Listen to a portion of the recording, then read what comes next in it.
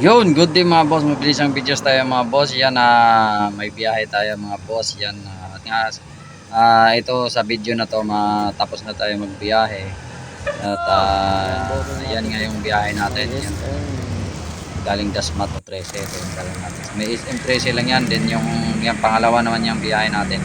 Yung huli talaga papuntang Alfonso in Market. Yun. At yan na yung ating mga biyahe. Mahalaga yung 92 lang yung sa yung sa SM, tapos yung Luxo in 207. Yun mga boss. Serious caring lang tayo at magbigay tayo ng mga kunting tips, mga lesson to learn natin dito mga boss. Yan ang una siguro iwasan natin mga boss na magkaroon ng violation ng ating Lala account. Yan katulad niyan, nagloko yung aking apps. Dapat ito sharing lang to. Medyo ngayon ko lang din to na encounter or pangalawang beses na pala itong na-encounter nang yung aking apps ay biglang nawala yung kanyang ongoing. Yun. Pinaka yung ongoing na deliver nawala, kaya napat-chat tayo doon sa ating customer service. Bakit nawala? Yung pala need pala din bago kayo gumamit ng apps. Ito on my experience lang to. Need nyo talaga i-off nyo muna yung cellphone nyo bago nyo gamitin. At maglukit muna kayo ng mga gandang signal bago nyo i-open. Kasi katulad sa akin, sa tingin ko nagka-problema to doon sa signal natin. Kasi nung tinawagan naman natin, pati yung customer, tinawagan natin, nandoon pa naman yung signal. Kaso nakarating na tayo doon sa ating drop off, yung unang drop off natin kasi may dasma-dasma tayo.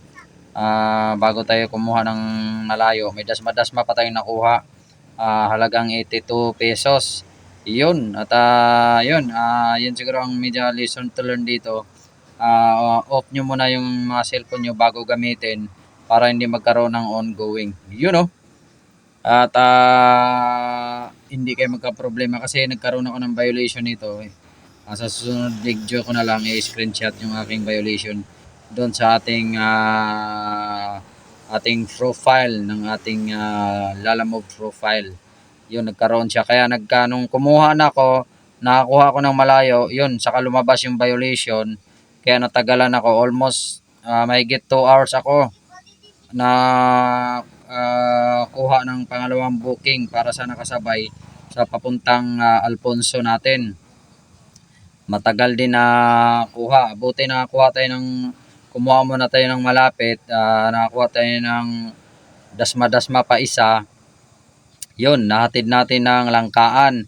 Then yung isa pa, sumunod na booking, nakakuha naman tayo ng papuntang SM13. Yun, Kaya yun, lesson to learn talaga. Always off nyo muna yung cellphone nyo, lalo sa umaga or mag-i-start pa lang kayo ng biyahe para maging refresh yung kanyang signal, maging stable siya. Yan lang mga boss, sharing is caring. Aga Cesar Work, save money, save time. At ingat tayo lahat. Aga Cesar Vlogs, yung ating YT channel. Thank you very much. Sheila Bone, Ella Bone pala. At Chian Vlogs, thank you at God bless. Our result. Yan, Aga Cesar Vlogs, Aga Cesar Work, save money, save time, peace. Ingat, yan. Food trip tayo dito, kay ginutom na tayo pagdating doon sa drop off. Thank you, thank you. Ingat.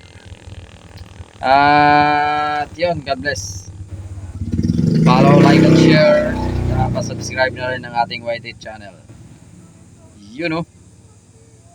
At nga pala mga boss, at sa mga gustong manood ng ating, kasi ilan lang ang video natin dito sa ating FB, sa ating Aga Cesar Works. Yan, meron po tayong yung hindi updated talaga sa mga mahabang videos, yung ating YT channel, kasi nandoon lahat yung mga videos natin, kasi yung mga nabura dito sa ating FB profile, sa ating page. Yan, Boss RC pala 2.0. Yan ang ating isang page natin na dala ng ating BB Boy, pero ina-uploadan pa rin natin ng mga sharing moments dito sa ating delivery at sa mga DIY. Thank you very much. Space, yo. Ingat.